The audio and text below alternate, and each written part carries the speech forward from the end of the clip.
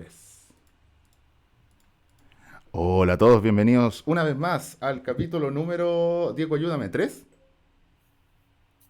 Tres, ya, sí. ¿Estáis muteado, Diego? Ya, vamos a Los esperar. informáticos contamos desde el cero, es el Ah, 3. sí, verdad. Sí, empezamos desde el cero, desde el capítulo cero. Así que este es el 3. O sea, llevamos cuatro capítulos de Aquí no hay nada. No, no es de Aquí no hay nada. Ese es mi otro No, podcast. Oh. Ese es mi otro haciendo podcast, publicidad. publicidad para el otro, ¿ya? Este es el de Bit a Bit. Ya, se me olvidó. Vamos al de Bit a Bit, donde hoy vamos a hablar de software libre.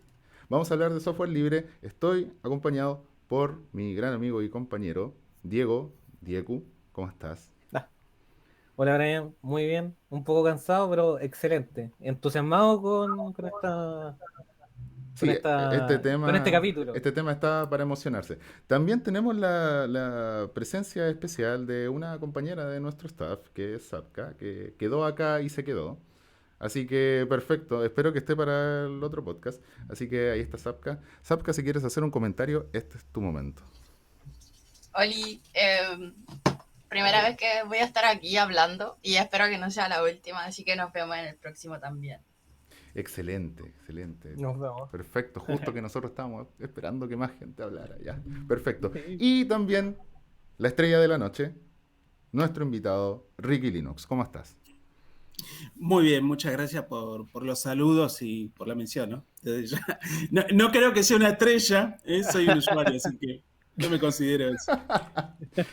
Quizás relativamente más estrella que nosotros, sí, porque esta es la razón por la cual estamos todos acá reunidos, ¿ya? Y como es tradición, nosotros creemos que el invitado es la mejor persona para describirse a sí mismo. Así que, Ricky Linux. ¿Quién es Ricky Linux? Uf, eh, principalmente suelo decir que soy un usuario de software libre simplemente, pero principalmente soy un activista del software libre y todo lo que tiene que ver con la cultura libre.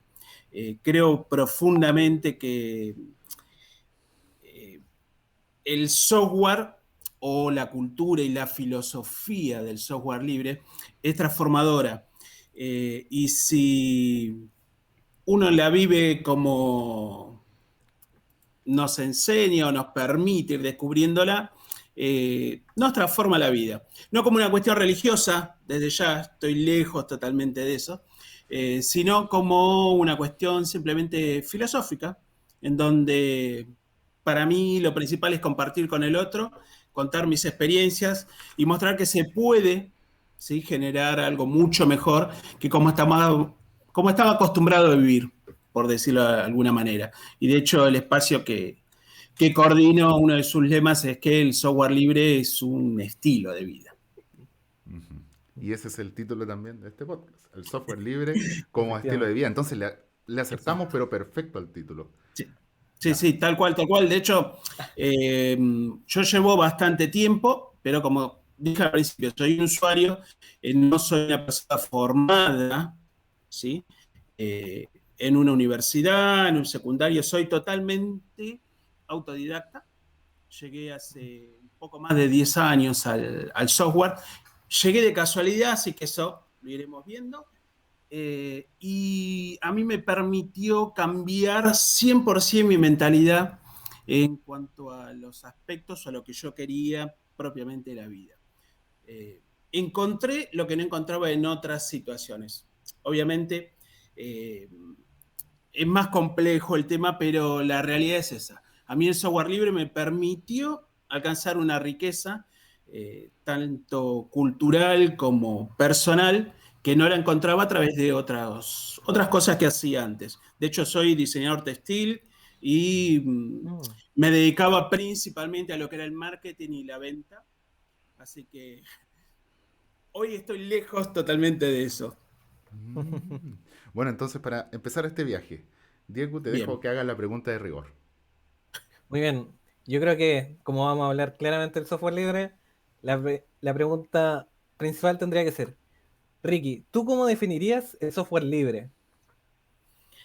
Bien, el software libre para mí es un movimiento, principalmente, ¿sí? Como todo movimiento, su movimiento es un espacio colectivo donde en el mismo no solo es atravesado por lo que sería el código propiamente del software, sino que entra en función otros diferentes espacios colectivos, como ser la política, la economía, el estado social de las personas, el feminismo, que incluso en muchos espacios de software libre a veces parece que fuera una mala palabra, pero en realidad todo es parte de las personas, entonces el software libre es parte de las personas de una u otra manera, aunque no se lo crea o no se lo vea.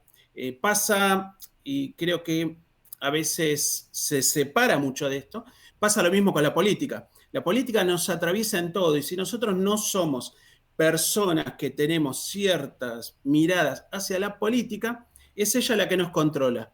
Y en el caso del software pasa exactamente lo mismo. Para explicarlo de una manera simple, justamente eso, es un movimiento. Como tal, tiene algunas partes que puede ser que a uno le agrade más, otras no tanto. De hecho, para los que seguimos un poco lo que es la Free Software Foundation, o nos apelamos más a lo que es el software libre más puro, por así llamarlo, muchas veces se cae en esto de que, bueno, sí, habla de software libre nada más, pero no toques la parte social, o no toques la política, o no toques. Pero la realidad hay que tocarlo, porque sin política o sin economía no hay desarrollo de software, no hay mejora de las personas, nuestra sociedad seguiría como está, y la idea es que cambie. Y para esto necesitamos mucho más software libre. Por eso, para mí, es un movimiento de software libre. Ah, perfecto. Bueno, Sapka también descubrió de que acá hay reacciones con audio, así que si se escucha el audio de los aplausos, probablemente Sí. ella, ¿ya? Así que, oye, y Sapka, si quieres hablar, entra nomás a la conversación, no tienes que pedir permiso, ¿ya?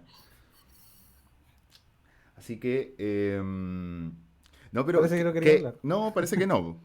No hablé nada, no te preocupes.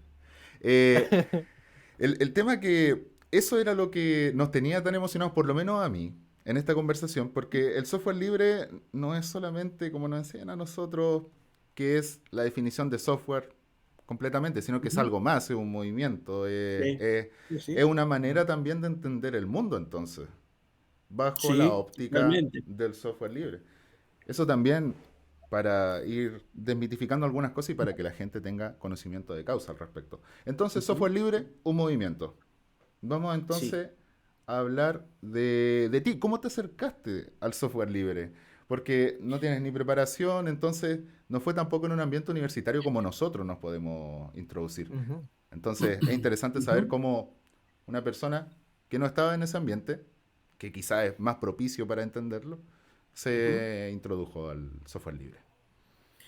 Bien, mira, yo vengo de una familia que siempre se dedicó a el rubro textil. De hecho, mis viejos querían que siga por ese lado. A mí me mandaron de muy joven a estudiar lo que es el desarrollo de lo que sería toda la cadena de producción de las ropas y demás, pero todo dentro del mismo ámbito textil.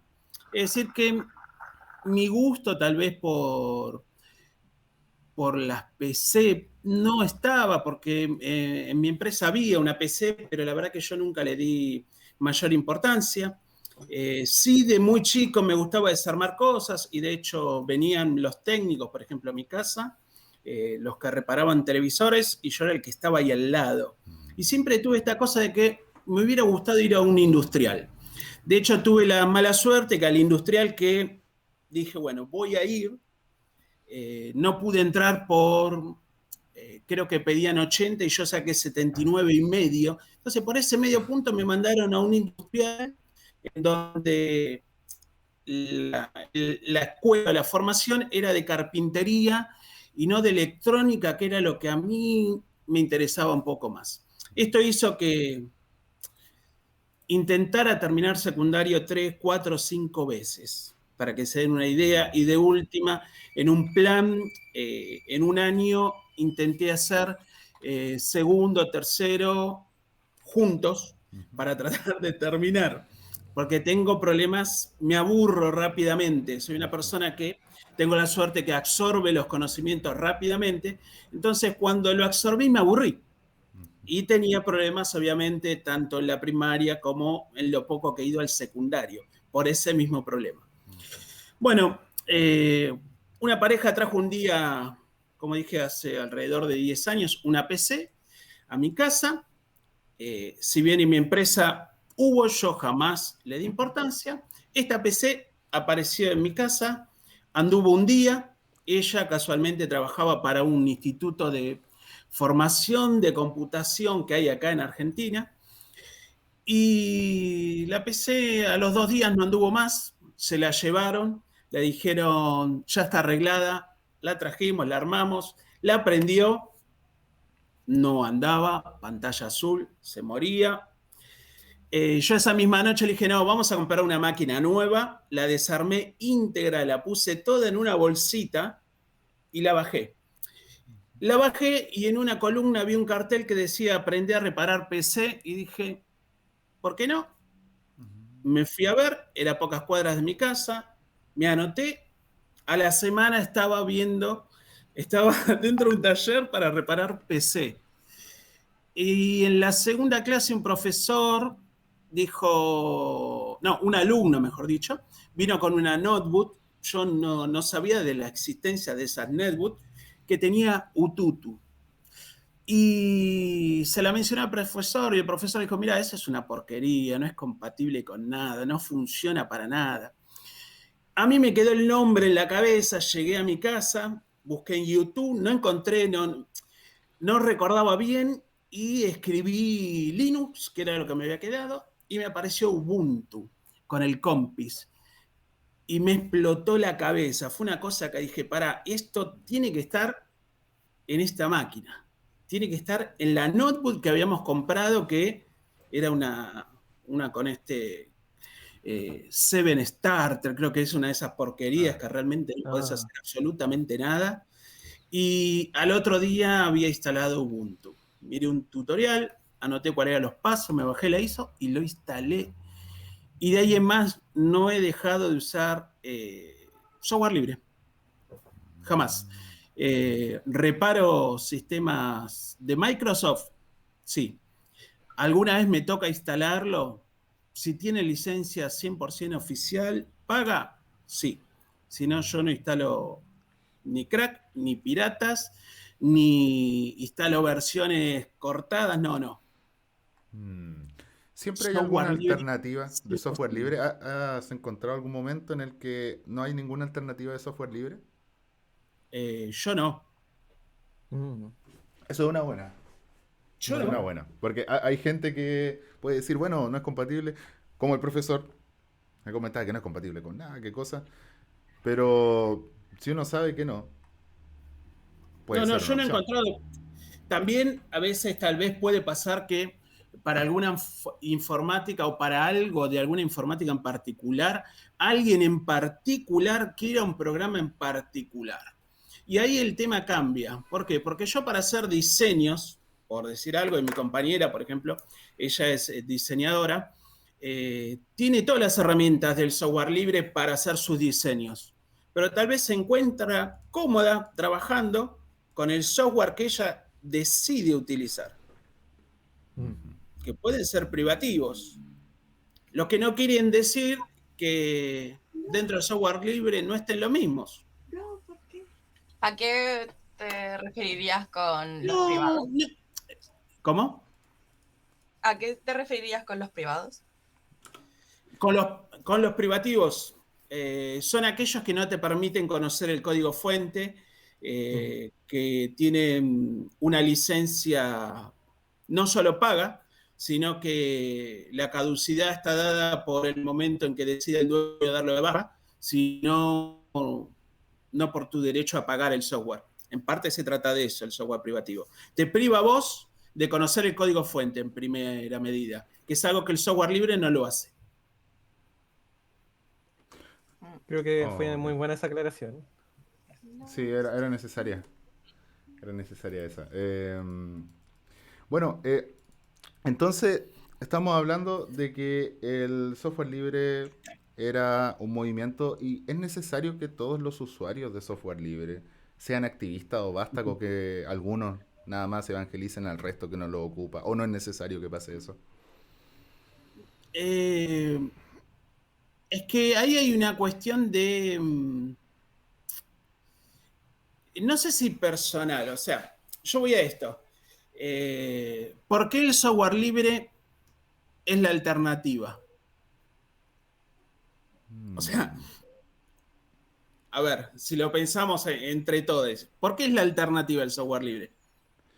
A ¿Por qué ver. nosotros, desde una universidad, tenemos que usar un software privativo creado por una empresa para aprender a usar servicios que las empresas no van a pagar el día de mañana por hacer esos servicios, por ejemplo? Eh, Cuando en realidad el Estado debería utilizar los fondos para desarrollar su propio software, que debería ser libre, permitiéndole a cada uno de nosotros ahorrarnos un dinero. Así como también yo tendría que tener la posibilidad de ir a un comercio, pedir un ordenador, de hecho mi ordenador es libre, y comprarlo sin sistema operativo para instalarle el que yo quiera. ¿Por qué tengo que comprar un ordenador que tenga un sistema operativo ya instalado, sepa no yo o no manejarlo? Ujú. Sí, Entonces creo que ahí ese es lo primero que deberíamos preguntarnos. Ahora después, ¿es necesario ser... yo la palabra evangelizador no la uso, sino activista o difundirlo? Y yo creo que sí, que tenés que mostrarlo. El tema es cómo lo mostrás. Yo muestro desde lo más básico el sistema operativo. Creo que esa es la realidad. Porque si no nos quedamos siempre en que aquellos que usamos software libre somos hackers, programadores, ingenieros, cuando en realidad eso no existe. La realidad es esa. Cualquier persona puede usar software libre. Hace 9 años, yo en estos cursitos que venía haciendo, me invitaron a dar un curso en un lugar, o sea, me invitaron a enseñar, en realidad, si tenía ganas de compartir yo del software libre.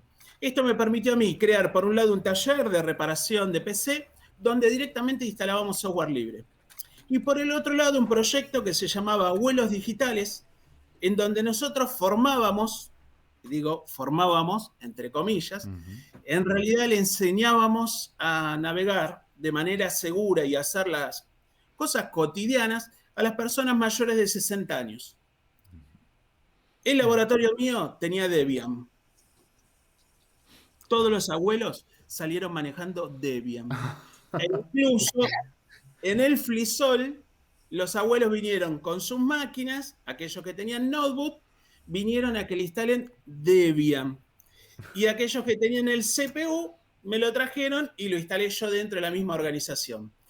Eh, este mismo grupo, que estuvo un primer año y después tuvo un segundo, en ese lugar donde yo enseñaba, por ejemplo, se armó una especie de grupo de comunicaciones, por así llamarlo. Yo les levanté un blog para ellos y en el segundo año aprendieron a administrar un WordPress, a generar notas y todo hecho con software libre. O sea, esa cosa de que uno cree que primero hay que ir al secundario, aprender a usar el Word, el Excel, hacer todo el camino de la universidad para llegar y tener el título de ingeniero. ¿Ahora puedo usar software libre? No, mentira. Ok, ok. Ese ejemplo de los abuelos es, Me pareció pero muy bueno. fundamental, excelente. fundamental. O sea, No, nosotros igual podemos ver en menos a los abuelos, pero no es así. O sea, cualquiera puede ocupar software libre. Cualquiera sí, puede pero programar. cualquiera puede programar. Hay muchas cosas que podés hacer, hay otras que a veces, no sé si es una cuestión de capacidad, de entendimiento, de razón y demás. De hecho, yo me estoy replanteando seriamente programar. Yo desarrollo con WordPress, pero no manejo código prácticamente. Lo hago todo de manera gráfica. O sea, no tengo ni la necesidad, por todas las herramientas que hay hoy, de tener que sentarme a estudiar código. Quiero hacerlo porque tal vez me sirva a mí. El tema es, como dije antes, yo tengo esta cosa de que yo necesito aprender todo rápido. Y a veces con el código empiezo a leerlo, empiezo a hacer prácticas, me frustro y digo, no, déjalo. Y tal vez el déjalo pasan 2 años, como me ha pasado con algo de lenguaje que empecé a verlo. Pero sí, cualquier persona puede tranquilamente sentarse. Y de hecho hay algo muy simple, que es estos cositos, ¿sí? Cualquier persona que tiene un teléfono, que le regalamos al abuelo el teléfono, o a un chico, aprende a usarlo y más de una vez nos va a sorprender con que lo usa de una manera X. Y si le cambiamos el modelo, son 2 días. Al segundo día ya está exactamente al mismo nivel. En esto pasa lo mismo. A veces que yo tenga, no sé, las pestañas a un costado, para arriba, para abajo, que use KDE, que use Mate.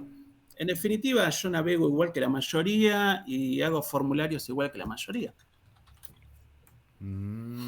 De hecho, voy a ir un poquito más atrás. Creo que Sí. todos los invitados, Ujú. los 4 invitados, han dicho que tenían curiosidad por los computadores desde... así empezaron. Aunque fuesen cuando pequeños, que fuesen cuando grandes. Entonces, la curiosidad es muy importante. Una de las cosas que he sacado de este podcast, Sí. que la curiosidad es Ujú. muy importante Sí. para meterse en Sí, sí. cualquier tema, para descubrir la vocación, Ujú. para descubrir todo ese tema. Es algo, El Sí. desarmar cositas. claro, el de saber cómo funciona. Y yo Ujú. creo que esto, por lo menos los sistemas operativos, estos como Linux, le permiten a uno hacer eso. O sea, cuando Ujú. vaya a compilar tú el kernel de Windows, no puedes. O Imposible. sea, No sé. no se puede. Y nosotros, para nosotros, un ejercicio compilar el kernel de Ujú. Linux. Sí, Sí. tal cual, tal cual. Mira, hace unos días, creo que son hace 3 días, falleció el creador de las PC Sinclair, ¿sí? Ah, sí. Eh, a mí, por ejemplo, es una persona que yo no he leído prácticamente nada de él, o sea, he leído algo, pero ¿por qué me hacía ruido a mí Sinclair? Tuve un compañero de colegio que la primer computadora que me mostró a mí fue una X200, una Spectrum, una Sinclair de esas, que recuerdo que nosotros, que no sabíamos nada de código, en un librito que venía, no sé, eran de 500 páginas, para jugar a una pelotita, una viborita, no recuerdo qué era, nos pasábamos 4 horas anotando código para jugar. Y lo más lindo es que nos íbamos a la puerta, volvíamos, terminó, arrancó, nos aburrimos a los 5 minutos, apagamos, volvíamos a enchufar y teníamos que volver a hacer lo mismo. Y, y había ese entusiasmo, Claro. había eso. Entonces, en ese sentido es fundamental. Tal vez si yo hubiera seguido por ese lado, bueno, hoy estaría, como muchos, ¿sí? Programando. Pero bueno, se dio a la edad que se dio y yo no creo que sea problema eso. Y para nada, no, para nada. Y además para ilustrar de que hay vida fuera de la universidad. No porque Sí, totalmente. nosotros seamos universitarios significa de que vamos a ser los mejores o los peores. No, no otorga muchas Ujú. cosas más que... Bueno, pero eso se puede conversar un poco más adelante. Hablando ya un poco del futuro, eh, ¿puedes vislumbrar un futuro próximo en el que todo nuestro software sea libre? Dado que es un movimiento, veo que hay alguna implicancia, o sea, tendría que cambiar básicamente la estructura de la sociedad, nuestra lógica de consumo, como veo. Pero puedes Eh, vislumbrarlo. es difícil, creo que para eso eh, se necesita un gran cambio, pero el cambio tiene que ser social. Para mi punto de vista radica mucho en la educación. Creo que tenemos un gran problema en la forma en que se enseña o se busca enseñar. Mis pruebas dentro del espacio donde yo estoy, donde enseñamos, ¿sí? Además, somos mentores los que estamos ahí, pero gran parte de quienes me acompañan en ese espacio son profesores y tienen la vocación permanente de estar enseñando. Algo que yo solía comentar, eh, digo solía porque antes era más porque teníamos presencialidad, hoy está virtualizado, entonces el tema de la presencialidad se ha perdido y en los tiempos de virtualización es como que eso se va perdiendo lamentablemente. Pero algo que hablábamos es que es muy diferente lo que, o sea, de la manera en que se debería promover la educación. A nosotros nos forman que tenemos que ser 100% competitivos, que tenemos que ser los número uno en lo que hagamos. No importa si el de al lado le cuesta lo mismo o no. Lo importante es que yo triunfe. Ese es la meca. Ahora, diferente si nuestra educación fuese de manera, podríamos decir, cooperativa o atravesando en un aula, que yo he visto hacer eso, en un aula en donde los alumnos se van formando entre todos, acompañando, siempre hay alguien que va a destacar, ¿sí? Pero es muy diferente la formación que tenemos porque está esa cosa de que vamos a poder enseñar y ayudar a que el otro no se quede en el camino, que ese es el principal problema que tenemos en la educación y en la sociedad. Ujú. Y esto lleva a que, como todo es competitivo y todo es parte de este pensamiento más capitalista, si así se lo quiere, el software libre ahí se torna complejo. De hecho, hay muchas personas que, por ejemplo, ponen software libre y open source como lo mismo, cuando en realidad son dos cosas totalmente diferentes. El software libre fue desarrollado y pensado para darle derechos a las personas a conocer el código y a tener derecho a instalarlo, a usarlo, a mejorarlo, a compartirlo. El open source se vale de todo eso, pero además agrega, bueno, si hay que usar un código, algo de código privativo para que funcione, lo hacemos. Si hay que venderlo, vendemos. O sea, hay ciertas cosas que se pierden al implementar eso y deja de ser propiamente el software libre.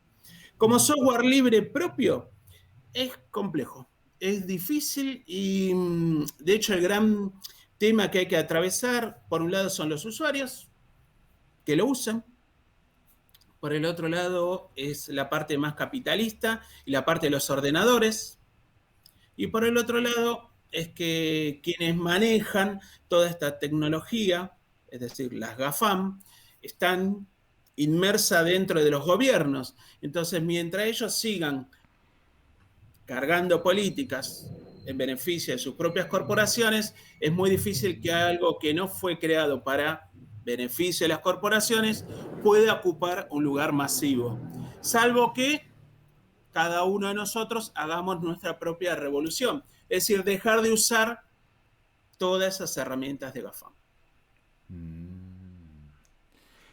Es una pregunta de alto alcance. Alto alcance, claro. ¿Cómo? Hay algo que me gustaría agregar un Sí. poquito como separado de la idea, pero no tan alejado. Que, por ejemplo, se da mucho de que los usuarios en general, el usuario promedio usa Windows, y que en su Uh-huh. momento Windows 7 era el que más se usaba, y que creo que Uh-huh. todavía utiliza como el 30% de los computadores utilizan Windows 7, y Uh-huh. que una de las ventajas, por ejemplo, del código abierto, por lo menos, del software libre, es que yo puedo, como yo puedo ver el código, yo puedo editarlo. Con Windows, el caso contrario, no puedo Uh-huh. verlo. Y Windows 7 se le acabó lo que es las actualizaciones. Y uno Uh-huh. queda vulnerable y expuesto, por ejemplo, de que, no sé, algún programa que sea vulnerable, que te hackeen el PC y te quiten tus datos, tu información. Uh-huh. Y eso es algo que, por lo menos, bueno, se dio el caso de que, por ejemplo, creo, se filtró el código de Windows 7, del código fuente por ahí, creo que escuché algo, y que con eso se podían como, o de Windows XP, se podían como generar más parches de seguridad. Pero lo que quería decir era que el software libre nos abre una puerta a de poder seguir entregándole mantenimiento o actualizaciones y alargar la vida de un software. De forma Básicamente colaborativa. eso era. Sí, y de De forma forma colaborativa. colaborativa, que es una de las cosas más importantes que he visto ahí. Sí, importante Ujú. eso. Lo que pienso que puede llamar bastante la atención a una persona es la comunidad cooperativa que se Uh-huh. forma alrededor de esto. Sí. Y eso nos lleva también, lamentablemente, para muchas herramientas estamos amarrados a Windows. Y ese es uno de los problemas también que viene también para que nos impide vislumbrar un futuro en el que todo el software sea libre. Y eso también tiene que ver con el sistema en el que estamos. Continuando con este tema de la comunidad, háblanos un poco, por favor, del Club de Software Libre. ¿Cómo fue el proceso de construir comunidad en torno a una causa así? ¿Tuvieron que Bien, difundir? ¿Cómo fue el proceso? sí. Mira, el club en sí nació dentro de una red social que se llama Diáspora, una red social libre, descentralizada, federada, es decir, está construida con software libre. No cualquiera de nosotros, si tiene una máquina que pueda ser utilizada como servidor, se baja el código, lo instala ahí, compra un dominio, que es algo relativamente económico, y levanta Diáspora. En Argentina estaba Diáspora Argentina. ¿Por qué usaríamos una red libre? Porque no hay corporaciones atrás, no hay publicidad, no hay nada que a nosotros nos perfile. A mí me gusta usar mucho ese término, es decir, nos guíe para un lugar con la publicidad o aquellos mensajes que digan, bueno, te voy a formar de tal manera. En una red social libre no existe eso, ¿sí? No hay esa posibilidad y en algunas incluso hay publicidad, pero la publicidad está orientada en base a lo que es la filosofía de software libre, entonces tampoco es invasiva a la persona. Dentro de esa red social me fui haciendo como cualquier usuario, amigos, seguidores, hablaba con uno, que hablábamos mucho, yo tenía cierta perspectiva política, que la sigo teniendo, cierta mirada hacia la política, este compañero lo mismo, y un día veo que había una invitación a un evento que organizaba Diáspora Argentina, ya que cumplía un año. El evento era en Barracas, me invitaron, fui, ahí conocí personalmente al admin de Diáspora Argentina, algo que no ocurre, o sea, ¿cuántos en el planeta pueden conocer, no sé, a la administración, al administrador de Twitter? Ah, ah, claro, ¿Eh? O a la ya estamos. administración de Facebook. ¿Sí? Claro. Bueno, yo conocía al administrador de Diáspora con algo, aparte muy particular, que celebraban un año, o sea, yo llevaba un par de meses y llevaba, no sé, un año nada más dentro del software libre, o sea, tampoco era un súper militante ni nada, sino era alguien que empezó a usarlo. Ahí me hice amigo de un usuario que se llamaba Rosema, Rodrigo, y en esa charla y en hablar y en estar dentro de este evento, que el evento fue explicar cómo funcionaba Diáspora, qué los motivó, qué los llevó al admin a levantar el pod. En mi cabeza iba creciendo esta cosa de, che, pará, está bueno salir de lo tradicional, del Facebook, de todo esto. Esto está mucho más interesante. Bueno, terminó el evento, un evento que no sé, seríamos 20 personas y estuvimos 6 horas hablando de software libre, de mirando videos de hackers, de mirando diferentes cosas, todas concernientes a la comunidad. Luego de esa salida nos volvimos a encontrar con Rodrigo. Le dije que a mí me gustaba mucho enseñar, que yo venía dando un taller de reparaciones en un lugar, que venía con lo de abuelos digitales. Y él me dijo que estaba buscando un espacio también para enseñar, pero que quería ver a ver cómo podía lograrlo porque económicamente no nos era factible. En ese interín se cruzó con unos militantes de una agrupación política a la que él conocía por intermedio del partido con el que él militaba. Le dijeron, mira, hay un lugar así, así, que hace un año empezaron a hablar algo de tecnología, pero así como nació, el espacio no funciona. Anda a verlos, si les gusta, úsenlo, así nomás. Nos fuimos a ver el lugar, vimos, el lugar se llama Fundación por el Arte hacia la Vida.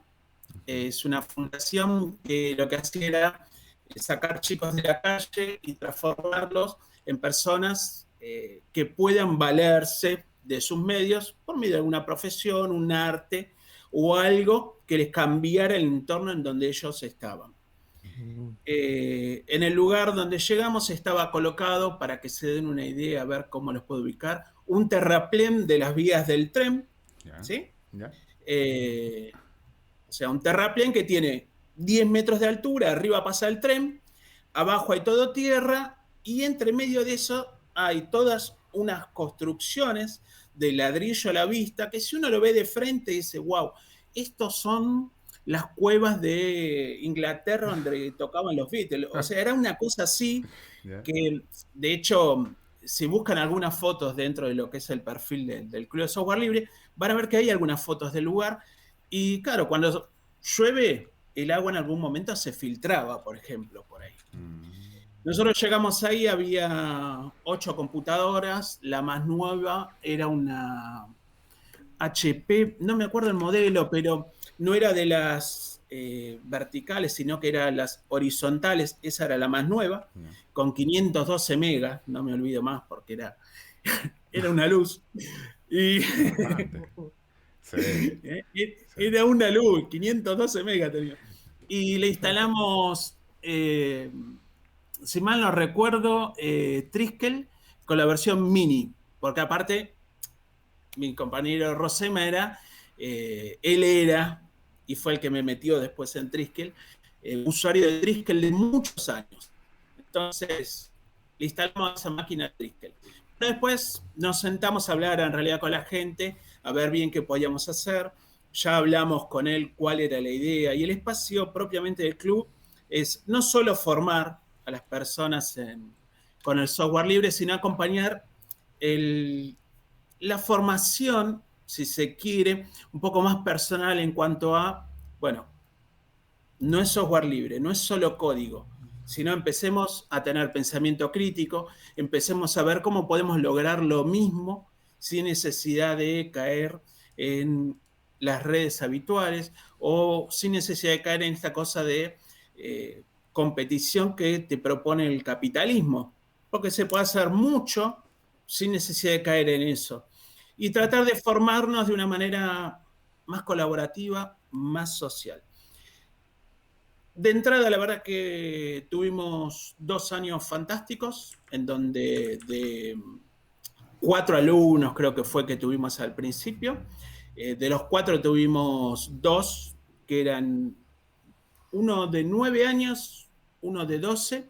El de 12 estuvo los 2 años con nosotros y tanto él como yo no le podíamos enseñar realmente más nada. Él enseñaba programación, pero este chico se enamoró del tema de aprender a hacer videojuegos y hasta donde nosotros pudimos lo acompañamos y después lo llevamos a otro lugar donde recomendamos, mirá que viene con esta formación, maneja Python como nadie, maneja esto como nadie y este chico estaba usando... no quiero mentir, Debian, creo que era también, como nadie. Espectacular, con 12 años, era una maravilla verlo. Empezamos a agregar cursos, talleres, y pasamos a hacer unos 50. De hecho, nuestro primer año que hicimos una especie de celebración por el año, de una especie, porque fue un poco más allá, tuvimos durante ese día cerca de 300 personas. Que pasaron a compartir un rato con nosotros. El espacio tenía algo particular. Se hablaba de software libre, teníamos los talleres, y en el medio, como era un espacio que tenía una intención política, traían políticos de diferentes espacios. Es decir, podía venir alguien del área del Ministerio de Economía, donde él comentaba qué estaba haciendo en ese momento y donde nosotros, hablando mal y pronto, le comíamos la cabeza de por qué no usaban software libre. O venía alguien de medios y lo sentábamos y le mostrábamos todo lo que se podía hacer con software libre y que ellos invertían un montón de plata usando software privativo, que era pésimo, por ejemplo. Claro. Entonces, en los mediodías se armaba una tertulia.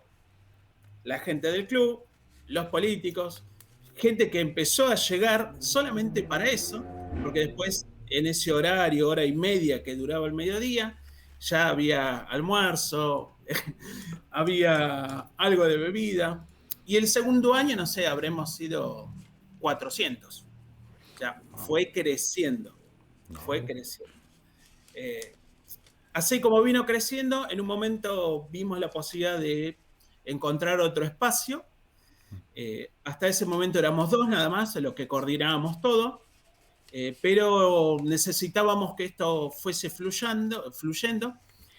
Apareció un espacio nuevo, que fue la Casa Miguel Bru, es un espacio de derechos humanos. Ahí migramos gran parte del club y después todo. Y desde ese momento el espacio pasó a ser coordinado ya no por dos, sino por 7 hasta que llegó la pandemia. Pero fue en crecimiento. Hoy estamos virtualmente simplemente y dando charlas cada vez que podemos. Realmente la virtualización nos ha complicado en ese sentido. Claro, bueno, como a todos, la verdad, el tema. Como Sí. a todos, acá en la universidad igual. Supongo que también en el club tendrán nostalgia por las reuniones presenciales, nosotros también. No, ni hablar, ni hablar. No, Aparte, hay una cosa que es fundamental, o sea, nos guste o no el contacto con el otro. Hay gente que dice, bueno, yo trabajaría 20 horas frente a la PC. No, eso es mentira. Vos tenés que tener contacto con el otro. Y te lo digo yo soy ermitaño. O sea, yo puedo no salir de mi casa, llevo casi 1 año y medio sin salir. Es muy poco lo que salgo. Pero realmente el contacto con el otro, el sentarte, hablar, disfrutar, no sé, de un mate, de un café, y en esto para mí era fundamental. Para mí era fundamental. Pero bueno, ya estamos prontos, esperemos por lo menos acá en Argentina, da la sensación que vamos a arrancar nuevamente. exactamente. No, Ojalá, sí. acá en Chile igual, acá también. Sí. A todo esto, entre medio, Zapka, justo me estaba acordando de Zapka, ya volvió. Jeje, justo me estaba acordando. Me leyó la mente. Bueno, continuemos entonces, ya que seguimos todo. Eh, Diego. Perdón, es que me había caído. Ah, ya. No, está bien. Está bien. Esta cuestión Bueno, es... Los comprendemos a todos. sí. ¿Ya? Bueno, primero que nada quiero decir que me pareció muy, muy bonita la historia de que llega, el software libre llegó y en sí con la comunidad llegó a tantos lados. Por ejemplo, el hecho de poder apoyar a gente vulnerable, Ujú, muy, muy, algo que nunca había pensado de esa forma. O sea, de cómo el software libre nos permite hacer eso y la comunidad. ujú. Bueno, ahora sí voy a la pregunta. En tu opinión, Ricky, ¿cuál Sí. es el prejuicio más grande que hay que eliminar en torno al software libre? Y el prejuicio más grande, yo creo que, y desde los mismos usuarios, incluso de software libre, por un lado es que es difícil. Y después, en el caso mío, que yo uso Triskel, que es solo para talibanes, por ejemplo. Bueno, en Claro. realidad es investigar un poco más. Eh, Muchos se ríen. Hoy no tengo mi PC y una buena conexión a internet. Y mi PC es una PC chica, o sea, es una PC que es simplemente un Atom, para que se den una idea. Ajá. Tengo 4 GB, o sea, no tengo una bestia, es un Intel Celeron muy modesto, con él hago streaming, hago todo, y cuando tengo que hacer algo más complejo, por ejemplo, tengo a 5 cuadras un Ciber. Ya me conoce el flaco. Él, por ejemplo, tiene placa de video de estas potente, una GT, no sé, 3090, no sé, es una bestia lo que tiene, 64 GB de RAM, pero yo me voy con esto. Ah, Oh, tenemos la misma, creo. Ahí lo ¿Eh? tengo.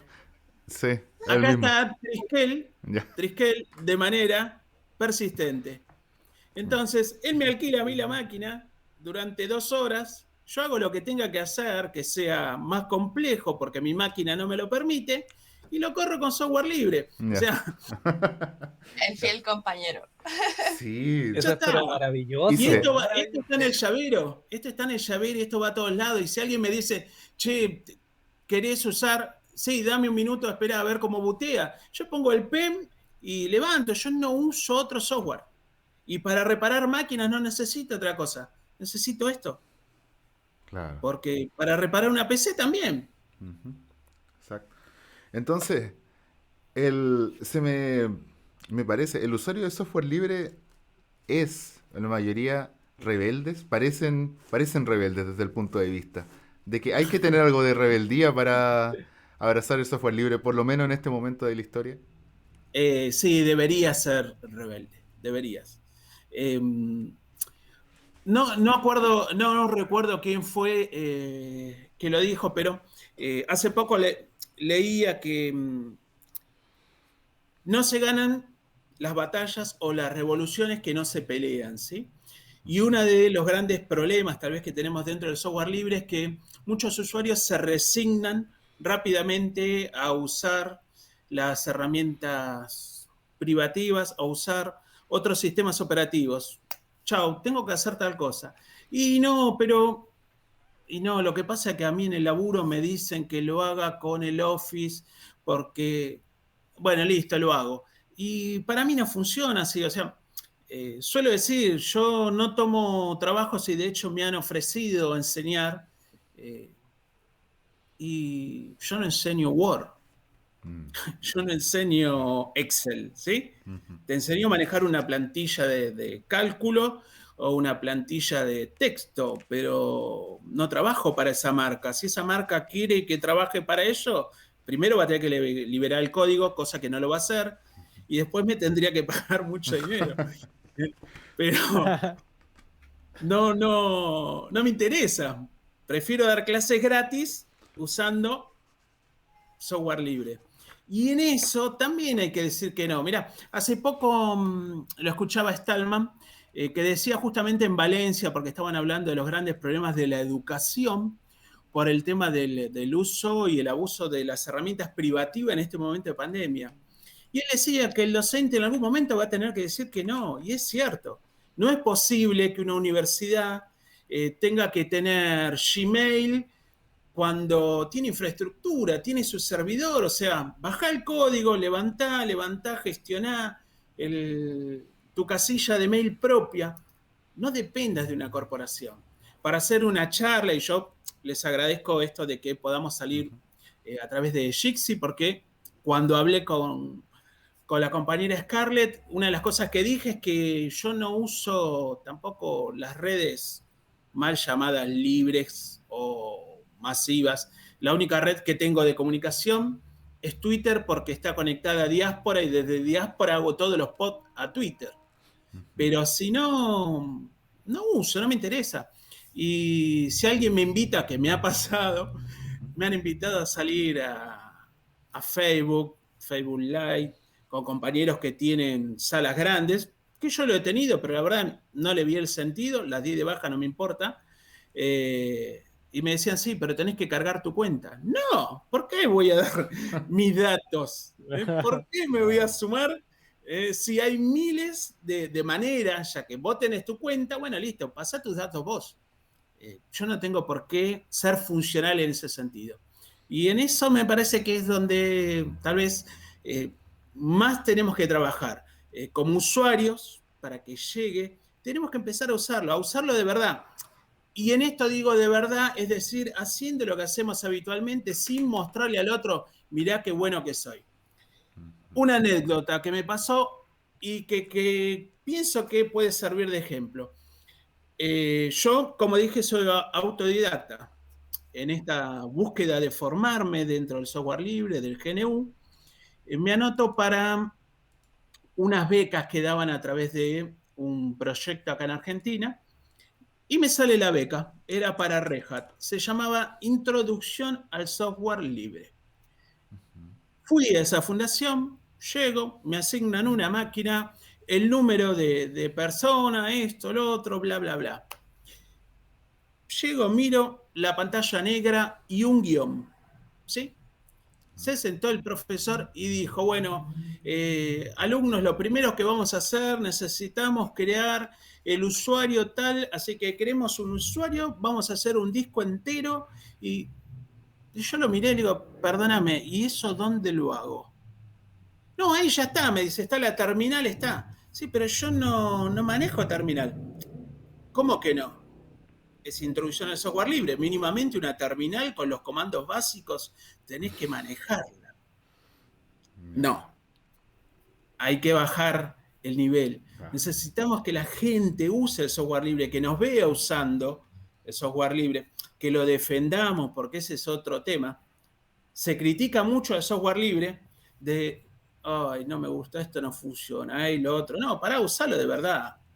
Dejemos de pensar en tener el último modelo si Debian funciona bien. Si Arch puede funcionar bien. Digo, puede porque todos los días actualizamos algo. Pero, puede. Entonces, seamos más benevolentes en ese sentido. Los de grupo de ciberseguridad supongo que se habrán emocionado cuando escucharon Arch porque es su, es su Para mascota. eso hay solución y es parábola, y es hipérbola. 2 distribuciones basadas en Arch 100% libres y que son totalmente estables y son lo mejor del planeta. Por lo menos para mí. Parábola e hipérbola. Estoy anotando, ¿eh? Sí. Por si me la Sí, preguntan, sí. por si la preguntan los chicos ahí. También. Bueno, Ambas basadas en Arch. ahora, también estaban algunos comentarios que, bueno, que esto haya estimulado alguna conversación. Hay comentarios, creo que los software de pago y open source son importantes para el sistema. Ambos en cada vereda es un aporte. ¿Sí o no, en tu opinión? Y depende, si vos tenés ganas de pagar por un sistema operativo para tu PC, como el Starter, que te lo cobren $50, bien, te felicito, págalo. Yo creo que a mí no me aporta en lo particular nada. O sea, no me aporta ningún conocimiento más. ¿Por qué lo digo? Algo que no dijimos. El software libre se basa en algo fundamental. 4 puntos. ¿Sí? Su filosofía. La filosofía cero, ya que nace de un programador, que es Richard Stallman, que es la que permite utilizar este software para cualquier fin. Descargarlo, usarlo, instalarlo, y no se pregunta ni se dice es para esto, para lo otro. Nosotros no estamos para auditarlo, propiamente dicho, de esa manera. Sí, para que vos puedas usarlo. La filosofía número 1 es que vos puedas revisar este código, que puedas ver cómo está construido. Y si no tenés los conocimientos, que se lo compartas a alguien y que esta persona te diga, sí, cumple lo que dice acá, que es el código fuente. Lo tercero es que yo este código pueda redistribuirlo. Y esto no quiere decir que no lo venda. No puedo vender el código, pero puedo vender esas copias si quiero. Puedo vivir como hizo Stallman, que hacía las copias de los diferentes sistemas operativos y los vendía en un CD. El trabajo de él era hacer las copias. Pero lo que debe cambiar ahí es el modelo de negocio. Estamos acostumbrados a un modelo de negocio capitalista en donde las licencias de Microsoft, y por poner un ejemplo, las OEM, creo que es el nombre correcto, se entregan en un ordenador normalmente básico que no sirve para nada, más que para espiar por la misma gente de Microsoft. ¿Sí? Eso, me hago cargo, es mío. Pero si yo le agrego, por ejemplo, a esa PC 2 GB de RAM, ya esa licencia no sirve más. Es decir, que tengo que ir, conectarme y pagar una licencia que me permita habilitar, no sé, la versión Basic, que es un poco más completa supuestamente, y me cobran unos $15. Y claro, y en algún momento quien administra todo esto dice, che, mirá, la semana que viene se vence la licencia. Es decir, que yo no pagué por un producto, sino que pagué por usarlo un tiempo X, porque ni siquiera el tiempo X lo respetan. Podemos ver claramente lo que pasó con Windows 8. Nació y a los 15 días se murió cuando supuestamente, no digo sus distribuciones, sino sus monopolios deberían durar, no sé, 6 años, 7, 8, o lo que ellos crean que deberían durar. Y después la filosofía número 3, o la 4 en realidad, para el que no viene desde el 0, es la que nos permite a nosotros tomar ese código, modificarlo, devolver a la comunidad ese código modificado, respetando la misma licencia y a la vez respetando a quienes han empezado con este código. Eso básicamente muestra la gran diferencia entre uno y el otro, porque yo puedo crear un software que tal vez lo dejo de usar yo, pero lo toma alguien y sigue el desarrollo. Y de hecho hay una fundación, por ejemplo, a la cual tengo la suerte de conocer, que es Astiam, de Colombia, que ellos tomaron Midori. Midori era un proyecto que estaba abandonado. Y hoy Midori tiene su versión 9. Y es un navegador que es espectacular, que funciona, que es libre, que se puede instalar en todas las plataformas. Y no es de pago. Y nosotros podemos sacarlo de un sistema y ponerlo en otro, no importa si es Arch, Triskel, Pureos o lo que quieran. Cosa que en el software privativo no se puede. ¿Por qué? Porque todo tiene licencia. Nos priva de nuestros derechos. Y nuestros derechos es a ser el dueño del software, ¿sí? A cambiarlo, a modificarlo. No conozco a nadie y si me lo presentan, la verdad, le invito un asado a esa persona que haya logrado sacar de Windows Intel Explorer. ¿Sí? El navegador Explorer, el que lo haya logrado sacar, que avise, que pase por casa y hacemos un asado. Pero creo que no se puede porque se rompe. Claro. Sí, Sí, es cierto. lo mismo con este tema de cuando se quita el soporte, es que los sistemas operativos quedan inutilizables, por lo menos en términos prácticos. Puede uno seguir utilizándolo, pero no son seguros, no se recomienda usarlos. Nada. Claro. Nada, no se recomienda para nada y de hecho no podés instalar nada nuevo tampoco. Pero mirá qué increíble que es esto. A Microsoft, en cierta manera, la piratería en sí lo beneficia siempre. Tengo varios ejemplos con eso. Si vos te pones a investigar, vas a ver que, por ejemplo, en el mundo todavía hay cerca de 10 millones de ordenadores con XP. En algunos países en donde vos decís, ¿cómo puede ser que acá haya XP? Todavía hay. Hay muchos más con el 7. Pero ¿por qué digo que se beneficia de la piratería? Porque lo que no puede perder es la cuota de mercado, es que se vea. Si con la llegada del Windows 8 y del Windows 10 permitieron que ordenadores que habían sido instalados con crack, es decir, con licencias falseadas, para darlo un ejemplo para alguien que no entienda tanto licencias, yo encuentro un auto en la calle y ese auto le saco el motor y se lo robo a mi vecino y se lo pongo a este auto y salgo y viene el Estado y me dice, bueno, mira, a partir de mañana tu auto va a estar a nombre tuyo con patente, seguro y todo legal. Lo único que hace, vení y pasá por acá. Listo, paso y retiro los papeles. O lo que fue peor, pase por acá que le doy un auto nuevo y usted entrégueme el que tenía. Pero era robado mi auto. Sí, no importa, démelo, llévese uno nuevo. Así mejoramos el mercado. Así funciona Microsoft. Eso es lo que hizo. ¿Por qué se beneficia de los piratas? Porque en definitiva en todos lados se sigue viendo el logo de Microsoft. Las ventanitas están en todos lados, incluso hasta cuando viajás, que falla el panel del aeropuerto, o que falla en la entrada del banco, o te encontrás que vas al cajero y te encontrás con un XP metido ahí adentro, que decís, ¿cómo puede ser un XP acá adentro? Los únicos que no usan software, y esto no sé si es novedad, pero ténganlo en cuenta, pero los únicos que no usan y son masivos y no usan ese tipo de software, por ejemplo, en grandes empresas, son los casinos. Todos los casinos, las máquinas de los casinos corren Linux. Eso es un dato. Eso, Lo voy a tener datazo, en cuenta. Sí. datazo. Bueno, y me imagino que les sirve para tener control de su propio negocio. Claro, Tal cual. claro. Difícil de hackear, se actualizan las vulnerabilidades todos los días.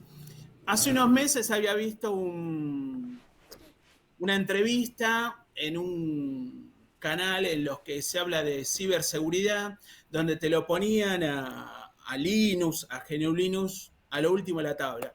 El sistema operativo más vulnerado del planeta. Sí, pero es el que coloca todos los días parches de seguridad. En cambio, en un Windows te vienen o están buscando todavía parches de seguridad de vulnerabilidades de hace 20 años. Entonces, ¿será el más vulnerado del planeta? Sí, pero todos los días está el parche y todos los días se audita y se busca por dónde alguien puede entrar. Y eso es lo que lo hace fuerte. Y eso lo hace la comunidad también. Efectivamente. Vamos a estar hablando. Bueno, se habla de las distribuciones de Linux. Para Ujú. alguien que no puede saber, ¿cómo las definirías? Eh, bueno, a ver, manera fácil de explicar una distribución. En sí, una distribución o un sistema operativo, vamos a empezar por un lado. Sistema operativo es, la definición técnica sería un conjunto de librerías informáticas, ¿sí?, que cumplen una determinada función. Por un lado está el sistema operativo, por el otro lado está el kernel, las dos se unen y eso funciona como sistema operativo. El kernel es el Linux. Lo aclaro porque muchas veces todos mencionamos Linux y en realidad solamente el kernel es el Linux y lo otro es GNU, que es la parte, si se quiere, más visible del sistema, ya que el kernel simplemente se ocupa de lo que sería el diálogo con el hardware, ¿sí? Bien, dicho esto, ¿qué sería una distribución? Bueno, Ricky Linux en su momento tuvo una distribución. Es decir, se juntó con un grupo de amigos, tomó lo que fue el código fuente de la distribución Ubuntu, nos sentamos y dijimos, che, podemos cambiarle estas ventanas, podemos esto, podemos lo otro. Diseñamos Wando. ¿Qué hicimos con Wando? Lo distribuimos. Es decir, levantamos una página web, pusimos ahí esa imagen, es un CD o en un pendrive, la descargabas y lo podías instalar de manera personalizada, esa imagen de sistema que habíamos creado nosotros. Eso sería una distribución. Las distribuciones pueden ser creadas por organizaciones, pueden ser creadas por empresas, como el caso de Ubuntu, Manjaro o Red Hat, ¿sí? O pueden ser totalmente comunitarias, Triskel, Debian, Arch, Parábola. Hay distribuciones muy grandes, o sea, con mucha gente funcionando adentro, como es el caso de Debian, que tiene una cantidad enorme de programadores, y algunas muy chiquititas. Hay una distribución que da vuelta acá a la Argentina, Merlot, y después hay otra que es la de Loco por Linux, que también que es un loquito, que hizo una sola persona. Es un laburo enorme hacer una distribución. Yo colaboré en su momento en la parte de diseño y reconozco que es muchísimo laburo. Y aplaudo y celebro eso, pero bueno, eso tiene ya otro trabajo. Pero simplemente o básicamente eso es una distribución. Es quien se encarga en definitiva de la personalización y de distribuir ese software. Mm, Mm. Dale, Diego. Bueno, esto lo tenemos en pauta, pero te lo quiero preguntar igual. ¿Tú te defines como un distro hopper? Sí, Ya. sí, totalmente. Tengo mis distribuciones de cabecera, para empezar, son distribuciones 100% libres. En mi máquina siempre tiene que haber una de las principales libres, es decir, Triskel, Ureos, Dewan. Ahora voy a explicar por qué Dewan, y para mí Dewan es la número uno en este momento. Ujú. Debian, Parábola, Hipérbola. Esas tienen que estar siempre en la PC. Y después pruebo todas. Yo perdí la cuenta, me quedé hace 3 años. Creo que llegaba a algo de 1200 distribuciones probadas. 1200. Ya, No creía que eran tantas. por ahí, En el planeta que más o menos que yo conozca debe haber cerca de 15.000. Es un porcentaje bien importante. Por favor, saquen la cuenta de cuánto porcentaje de todas las distribuciones ha aprobado Ricky Linux. Y es poquito en relación. Lo que ah, pasa es que no sé. vos tenés en cuenta, mirá, o sea, ¿por qué lo digo? Ten en cuenta que a veces, por ejemplo, lo dije, Merlot es un solo desarrollador y creó su propia distribución. Alguno tal vez puede decir, bueno, es un fork. Sí, puede ser que sea un fork, simplemente decir es una copia. No, no es una copia porque de hecho tiene mucho laburo. Desde la página donde aloja su imagen hasta cuando instalás la imagen que adentro está personalizada a gusto de él. O sea, es una distribución. Después si la distribuye más o en menor medida, es otra cosa. ¿Probé muchas distribuciones? Sí. He tenido días en donde reinstalo 5 o 6 veces distribuciones. En Twitch nos preguntan si Ricky ha tenido algún contacto con Richard Stallman. He Así ido diga. a sus conferencias, he tenido contacto en cuanto a presentarle el club. De hecho, nosotros entregábamos antes unos membretes, ¿sí? Unas membresías, no membretes. Y él tiene la membresía 0, porque en definitiva, tanto mi amigo, mi compañero como yo, creamos el club en honor al software libre y él es el creador, así que él tiene la membresía número 0. Si he hablado personalmente, yo en lo particular no. Pero está en conocimiento del club, o sea, es miembro honorario también. Sí. Sí, que Me de parece qué. como Sí, que sí. se sepa. O Bastante rico. sea, claro, Richard Stallman, recuerdo cuando estaba en el colegio haber leído algunos de sus escritos del software libre también. Es una figura muy famosa también, incluso para personas que no son de Él movimiento. es el creador propiamente del movimiento, antes de él. A mí me gusta separar, en el caso de Stallman, porque no sé si se puede separar al genio de la persona, ¿sí?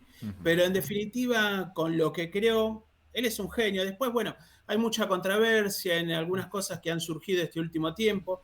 Aquellos que hemos visto o hemos visto algunas conferencias, vemos cosas que tal vez, qué sé yo, a mí en lo particular no me gustan. Que a usuarios que tal vez son más radicales, más fanáticos, o que piensan que, bueno, alguien como él debe ser tratado como un dios. Yo creo que no, somos personas, somos falibles, todos cometemos errores y todos a veces abrimos la boca de más y si fue de más o de menos o si su inteligencia, como algunos argumentos he escuchado, no les permite diferenciar entre el bien y el mal, a lo cual no creo, ¿sí? Creo que en esto marco una posición de lo que pienso en parte de Stallman. Creo que no se puede separar. La obra en sí de Stallman, del software libre, es magnífica. Yo para mí no necesito mucho más. Después, si se puede mejorar, se pueden agregar más libertades. No sé si hace falta. Para lo que pretendo el software libre, por lo menos yo, no. Tal vez para una empresa tenga que pensar el modelo de negocio diferente. Tal vez una empresa quiera tener o alguien que esté más vinculado al open source. Ubuntu no está de acuerdo. De hecho, lo demuestra con su distribución. Y lo mismo está pasando ahora con Manjaro o con otras. Y me quedé con aclarar lo de Debian. Perdón. ¿Verdad? Sí. Debian. ¿Son la misma distribución? Sí. Para mi punto de vista, y en esto no coincido con la Free Software Foundation, pero entiendo hacia dónde va el punto, Debian es una distribución 100% libre. Cuando yo la instalo únicamente con repositorios Mine, que es donde se encuentra todo el software libre del planeta, 100%. Y si de hecho una PC tiene algún hardware con un controlador o un driver privativo, este hardware no va a funcionar, ¿correcto? Eso sería una distribución 100% libre. Debian lo cumple a rajatabla. El tema que hace mal, que podría ser lo mismo que Fedora en ese sentido, es tener tal vez su repositorio con trip donde hay software libre pero que necesita de software privativo, o su repositorio non-free que tiene software privativo, podría tenerlo en otro lugar de su página. De hecho, Fedora, cuando uno instala Fedora, es 100% libre, pero para que funcione Fedora, ¿sí? Hay que instalar unos repositorios, todos son privativos, porque si no, no van a ir para atrás. Perdón por la gente de Fedora, los quiero un montón, es de las primeras distribuciones con las que supe lo que es una comunidad, pero me quedo con la versión 17 y no con la actual. Sépanlo, Ok. alguna vez lo vamos a charlar. Ok.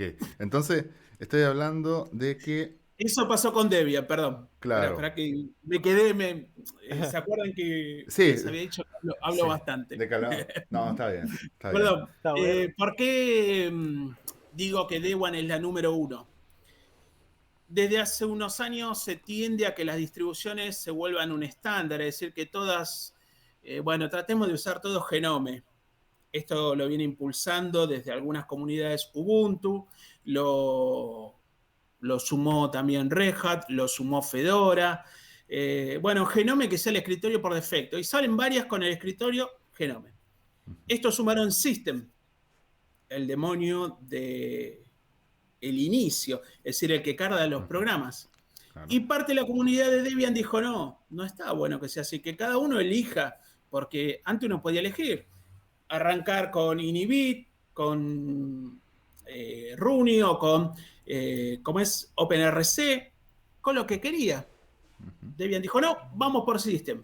Y de hecho System es una cosa así grandota ahora, que es prácticamente un sistema operativo propio, que hace que Genome 3 sea totalmente dependiente, por ejemplo, de System. Y Debian no. Debian tiene en este momento 3 init. Y es totalmente libre. Entonces yo vengo, me descargo y cuando instalé mi escritorio, porque elijo entre 9 escritorios diferentes en el momento de instalar, se despliega el menú y me dice, ¿qué querés usar? Y tengo Rooney, OpenRC, tengo Cinebit, o sea, puedo elegir hasta el init. Y esto hace que esté por encima del resto. Parábola está haciendo lo mismo. O sea que es un buen camino. Perfecto. Una cosa, cuando nosotros hablamos entonces de un software completamente libre, los repositorios también tienen que ser libres, ¿o no? Sí, sí, totalmente. Y de hecho, la diferencia entre una distribución 100% libre es que carece totalmente de, o sea, dentro de su kernel no puede haber los que se llaman blobs, o sea, controladores o microcontroladores privativos. Todo ese acceso está bloqueado. Si vos tenés una placa Wi-Fi, por ejemplo, no sé, las Broadcom 4312, que es privativa, lo que tenés que hacer es, como hice yo en su momento, es esto. ¿Ven esto que está acá? Ah, ya, un adaptador USB.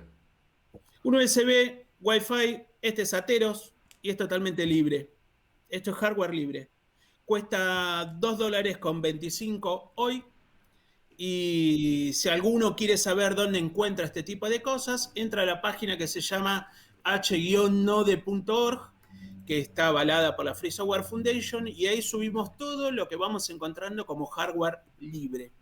Entonces uno puede, antes de ir a comprar una máquina, ver qué máquina va a comprar, qué hardware tiene y ver si cumple con las especificaciones. Lo ideal es eso. Mi máquina, como dije, yo tengo un HP y es hardware 100% libre. Ok, un nuevo concepto también, hardware libre. Yo no lo había escuchado. Yo había escuchado. Creo que varias personas tampoco lo habían escuchado. Pusimos aquí en el chat también la página HNode para que lo puedan revisar. Yo también lo voy a estar revisando después de esto. Me llama bastante la atención. Perdón. Sí, dale, Me dale. hicieron una pregunta sobre los sistemas operativos como BSD o OpenBSD y FreeBSD. ¿Los ubicas? ¿Te parecen? Sí, yo no los uso. No los uso por algo fundamental. En primer lugar, adhiero 100% a lo que es el GNU Linux, a su licencia GPL, y esos software tienen una licencia MIT, dicho por el mismo Stallman. Si bien son libres, son un poco flaquitas. Ellos adhieren, o sea, flaquitas, débiles, flojas, o sea que podría, mediante una vuelta de rosca, pasar a ser también privativa fácilmente. Por eso es que las licencias MIT es como que hay que tenerlas con cierto cuidado. Ahora, ¿funcionan? Y sí, he visto algunas máquinas, la he usado, he probado alguna vez en Beer Manager cómo funcionan. Son Unix, pero el GNU Linux, GNU, es un acrónico que significa no somos Unix, porque no se deriva propiamente de Unix. Entonces, esa es otra aclaración que a veces está buena, porque mucha gente cree que el GNU Linux está construido sobre Unix, y no. ¿Tiene parte del código Unix? Sí, pero hay todo un código escrito que es totalmente libre para reemplazar esa parte del código que no era tan libre. Claro, es un, como lo había leído, un Unix-like. Pareció a Unix, pero no es. Sí, Claro. Claro, Sí, está. Yo no sé cómo definirlo. Sé que no es Unix. claro. O sea, en primera instancia. Hay Sí, comandos de Unix que funcionan, sí, sí, tal vez los más básicos, pero aquellos más complejos, propios de Unix, no corren. claro. Bueno, Bueno, Diego. ahora sí, vamos a ya acercándonos al final. Después de bastante No, tiempo, ya rompió el récord, está pero perfecto. Ya, sí, ya ha estado rompió el muy récord. interesante. ¿Eh? Sí. Dale. Qué bonito, porque he tenido muy pocas oportunidades de hablar con Linux, con la gente. ¿Eh? Sí. Así que Aquí he notado estoy muchos, tratando. muchos datos ya. Diego está muy Sí. emocionado. Sí, no, igual, Eh, igual. Bueno, bueno, cuando quieras, Diego. Yo, mira, antes de los viernes voy a tener un espacio que se llama Viernes de Escritorio. Digo sabía porque me tomé un mes de descanso y calculo que voy a volver. Y ahí armo directos ujú. usando Pertube, saliendo por Fediverse TV, o sea, todo software 100% libre, mostrando los escritorios del GNU Linux. Así que cuando quieras, las puertas Ah, están abiertas y mostrás tu escritorio con total confianza. no, igual en su momento estaba usando Linux, pero después tuve problemas, por ejemplo, para jugar algunos juegos como el LOL, que con una actualización del LOL literalmente dejó de funcionar. Una sola actualización y dejó de funcionar y ya tenía que meter mano y yo solo quería jugar, así que tuve que desinstalarlo. Ah, Pero tengo todavía en mente volver a usar 100% Linux. Bueno, ahora sí voy con la pregunta, con las Dale. preguntas, dale. que es muy simple. ¿Podrías mencionarnos algunas alternativas de software libre eh, para que podamos usar normalmente? Y entre estos de alternativas me refiero a, por ejemplo, alternativas de videoconferencia, de ofimática y algunas otras que, por ejemplo, no sé. eh, bueno, vamos por partes. ¿Algunas alternativas de videoconferencia? Bien. Estamos, la de A ahora. ver, Jitsi. Sí, sí, pero Vamos a bien. darle una quizá mención No, a alguna... no, Jitsi. pero yo voy a esto. Sí. Vos me decís alternativas. Yo uso software 100% libre. Yo uso Jitsi. O sea que la alternativa Jitsi, tal vez sea Zoom, pero no sé. No, Yo no, no la uso. no, igual mi pregunta era al revés. Tal Por ejemplo, vez. Claro, O alternativas sería, no sé, al Google software Meet. privativo. Claro. claro. Alternativas del Desde, software privativo al software libre. o Cosa de sea, que nos o sea, pasemos al software libre. claro, o sea, el software que usas. El software que usas. De videoconferencia Eso. estamos en Jitsi Bien. ahora, En claro. videoconferencia suelo usar Jitsi, Ujú. Ujú. una plataforma que uso bastante que es BBB, Blue Button, que suele estar dentro de los Moodle, que también funciona excelentemente. Hay una que me han mencionado esta semana que no alcancé todavía a probar, que es OpenMeet, que es libre. Y después creo que es ICKDot, que permite también levantar streaming, es un pequeño servidor que uno instala y levanta directamente. En eso, bueno, ya hay que tener salida. Eh, Después tenemos las alternativas tanto con el caso de Jamim, para lo que son conferencias así entre dos personas, tal vez no está grande. Eh, en el caso de Element, que es para Matrix, también, porque en esa se puede tener una sala con 20 personas y se utiliza directamente ahí adentro. Y otra de las videoconferencias que suelo utilizar están dentro de Nextcloud, que eso lo utilizo mucho con el tema del laburo, organizo las reuniones a través del Nextcloud y directamente levanto desde ahí. Esa no recuerdo el nombre, pero es muy similar a Jitsi y también es totalmente libre. Para Ok. ofimática, alternativas hay un montón. LibreOffice es la que viene prácticamente por defecto en todas las PC. Ujú. Le sigue OrlyOffice, Mm. Caligra, para aquellos que usan KDE, se lo recomiendo ya que KDE para mí es la mejor Mm. plataforma, la mejor interfaz, lejos de cualquier sistema operativo. Lejos, ¿eh? Tanto en personalización como en funcionalidades y en herramientas además que brinde el mismo KDE para sus usuarios. Después, para comunicación, bueno, acá ya es un poco más complejo para los diferentes chats, porque por un lado tengo Telegram, que es un cliente libre, no así el servicio. Uso XMPP. Por ese lado es que utilizo la mayoría de mi reunión y mi comunicación. Y si bien tenemos dentro de Telegram el Club de Software Libre está ahí, tiene su espacio, mi espacio principal de XMPP hoy es el Club de Software Libre ahí adentro. Después, Hami como conversación personal, que también es genial porque aparte simplemente es 100% libre, no tiene ningún servidor que intervenga, es decir, me lo instalo en el teléfono, me lo instalo en la PC, levantó la red y Hami funciona. Es mi propio servidor dentro de la PC. Y es 100% descentralizado. No hay ninguna empresa que me pueda espiar, enlaza y encripta la conversación de punta a punta y yo puedo hablar con la otra persona, enviarle audio, enviar videollamadas y en el nuevo formato tengo entendido que ya se permiten reuniones, aunque yo todavía no lo he podido probar. Después uso también algunas herramientas como Wahai, que están más vinculadas a la seguridad, que es un mumble combinado, ¿sí?, con las herramientas de Tor y no recuerdo el otro cuál era, pero es Wahai, Copyam, que es una herramienta también para comunicación totalmente encriptada, que esos son desarrollos del CAT, que es una comunidad de ciberseguridad de Ecuador. Y la verdad que es muy piola la forma de utilizarlo. Después, no sé qué más me falte.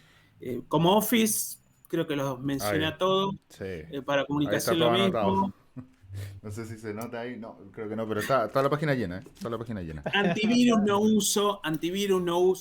GNU Linux normalmente no se pega a los virus, los hay, existen los rocklets, pero es muy difícil que se pegue y de hecho tirando un comando tengo entendido que se elimina en una sola pasada, pero la verdad que nunca he visto nada raro y aparte como instalo permanentemente mi máquina, ¿qué virus puede estar? Yo tengo mi propia nube, que es acá está, ¿sí? Ahí está, ya. 100 gigas y esa es mi nube o mi backup. Más seguro que es imposible. Hay muchas formas de... Hay muchas barreras. Sí. Muchas barreras para Ricky Linux. No le va a llegar nunca un virus. Va a ser la última persona en el mundo que va a tener un virus. Bueno. No, es difícil. Incluso con el teléfono. Este es libre. ¿También está en el índice que nos contabas? ¿En H-Note también está? También está en un... Claro. No sé. No. En este está el sistema operativo. Corre Linux. Así que Linux está registrado, pero calculo que en H-Note debe estar. Ya, perfecto. También estaba buscando alternativas de sistemas operativos de celular, ¿eh? Ya, así que... Y tenés Linux y tenés Purin OS. Purin OS, fundamental, y si conseguís el equipo, mucho mejor. Perfecto. Con esa lista detallada, yo creo que ya podemos levantar esta sesión. No, pero estos tremendos datazos, yo creo que los voy a editar en un video para que después los suban a las plataformas, porque fue una cátedra de muchos datos, de mucho conocimiento. Ricky Linux se había resistido al principio a decir que iba a ser la estrella de la noche, pero lo demostró con palabras. Lo demostró con sus palabras y con su hecho. Así que nosotros le vamos a otorgar ese honor. Y bueno, ya estamos terminando entonces este capítulo, que fue bastante extenso. Ahí están los aplausos. Espero que todos quienes hayan escuchado hayan aprendido algo también, le haya servido para entender que hay un horizonte más amplio del que parece, más allá de nuestro Windows, más allá de las aplicaciones que utilizamos, y que también hay un espacio para ser rebelde también, para probar cosas nuevas, para hacer boquilla, como dicen unos profes por acá, para buscarle el detalle a las cosas. Así que gracias también Diego, gracias también Zapka, que entró aquí y espero que en el próximo podcast también esté y tenga más participación. Y obviamente a nuestro invitado, Ricky Linux. Muchas gracias. No, por favor, el Muchas agradecido gracias. nuevamente soy yo. Déjame una última cosita. Por Agregar. supuesto. Ujú. Es fundamental que los usuarios en general empiecen a tener dos, a ver cómo lo digo, que empiecen a hacer dos cosas. Por un lado, como dije antes, tratar de usarlo, de mostrarlo y demás, pero de apoyar también a aquellos que realizan y que levantan servicios de software libre. Es muy importante eso. Hay muchos servicios, como el caso de Fediverse, que no persigue un fin económico más que brindar un servicio de software libre. Entonces, para eso se necesita el apoyo, es decir, que las personas donen un poco, colaboren. A veces es más fácil ir y comprar un software pirateado de la esquina que instalárselo. Y eso es un gran error. Aquellos que tenemos software libre, tomémonos un ratito, instalemos todas las máquinas que podamos con software libre. Y si eso nos representa una ganancia, por favor, separemos un poco y una vez al año colaboremos con las distribuciones que básicamente viven y se mantienen gracias a eso. Desde ya, muchas gracias por permitirme. ¿Sí? Para mí es un gusto y cuando quieran, como dije, me convocan. No tengo problemas. Ya nos estaremos viendo nuevamente. Ok, sí, sí. De hecho, nosotros además de transmitir en Twitch, lo estamos transmitiendo por Fediverse TV también. Gracias al apoyo una vez más de Scarlett, que hizo toda la gestión, también está ahí en vivo. Así que, bueno, muchas gracias y sigan apoyando el software libre entonces. Scarlett, Bueno. referente del software libre en la U. Habría que preparar sí, un sí. poquito más para que sea aún más referente, ¿eh? Sí. ¿Por qué no? Es emocionante también el tema. Bueno, Y muchas hay gracias. hay que crear un club de software libre ahí en Chile. Hace unos años mi compañero estuvo ahí en Chile hablando con la comunidad, pero no llegamos a un entendimiento, pero estaría muy bueno que en Chile haya. Estamos en Ecuador, estamos en Colombia, en Argentina, que bueno, en Chile también pueden estar, ¿por qué no? Ah, ¿cómo no va a haber en Chile? También. Tiene que ser Ah. una... Claro. Entonces nos queda tarea para la casa para los chilenos. Tenemos que hacer un club de software libre entonces. ¿Por qué no? Bueno, vamos a terminar el capítulo. Muchas gracias. Y esto ha sido David David. Hasta luego. Muchas